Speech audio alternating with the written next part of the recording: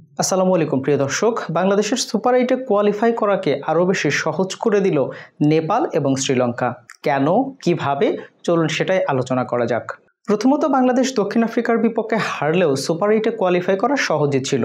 গ্রুপের বাকি দুই ম্যাচে বাংলাদেশ জিতলেই কোনো সমীকরণ ছাড়াই বাংলাদেশ কোয়ালিফাই করে যেত সুপার এইটে।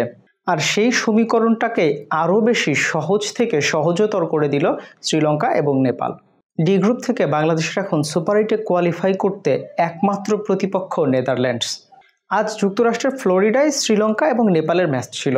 সেই ম্যাচটা বৃষ্টিতে ভেস্তে গেছে, টস পর্যন্ত হয়নি।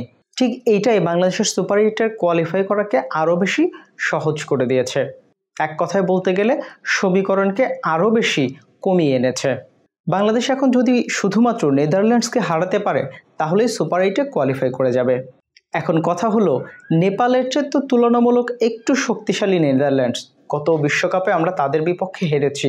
এখন বাংলাদেশ যদি কোনোভাবে, ধরে নিচ্ছি যে নেদারল্যান্ডসের বিপক্ষে কোনোভাবে হেরে গেল, তাহলে কি বাংলাদেশ কোয়ালিফাই করতে পারবে?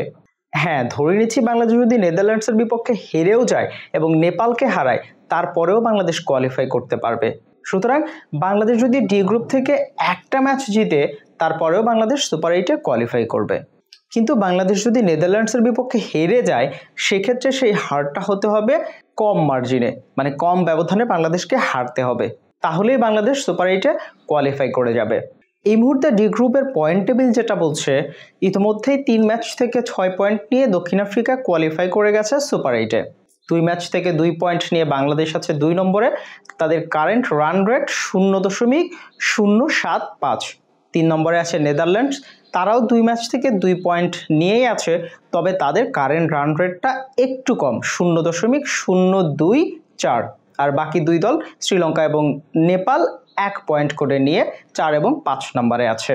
সুতরাং তারা দুজন ইতিমধ্যেই ডি গ্রুপ থেকে সুপার এইটে কোয়ালিফাই করার আশা শেষ হয়ে গেছে। তারা সুপার এইটে কোয়ালিফাই করতে পারছে না, এটা নিশ্চিত করেই বলা যায়। তাহলে বাকি থাকছে বাংলাদেশের নেদারল্যান্ডস। ঠিক তাদের সাথেই বাংলাদেশের লড়াইটা হবে। এখন বাংলাদেশ যদি নেদারল্যান্ডসের বিপক্ষে হেরে যায়, সেক্ষেত্রে বাংলাদেশের কারেন্ট রান রেট কিছুটা মাইনাস হবে, এবং বাংলাদেশ যদি পরবর্তীতে আবার নেপালের সাথে জিতে যায়, সেক্ষেত্রেও বাংলাদেশের রান রেট প্লাস হবে। সুতরাং দুটো মিলে বাংলাদেশ আবারও সেই 2 নম্বরে থেকেই সুপার এইটে কোয়ালিফাই করে যাবে। তবে ওই যে বাংলাদেশ যদি নেদারল্যান্ডসের বিপক্ষে হারে, সেক্ষেত্রে হারের মার্জিনটা কম রাখতে হবে। আর বাংলাদেশ যদি জিতে 2টা ম্যাচের 2টায়, তাহলে তো কোনো সমীকরণ ছাড়াই বাংলাদেশ সুপার এইটে কোয়ালিফাই করে যাচ্ছে। প্রিয় দর্শক, বাংলাদেশের সুপার এইটে কোয়ালিফাই করা নিয়ে আপনার মতামত কি জানিয়ে দিতে পারেন কমেন্ট বক্সে।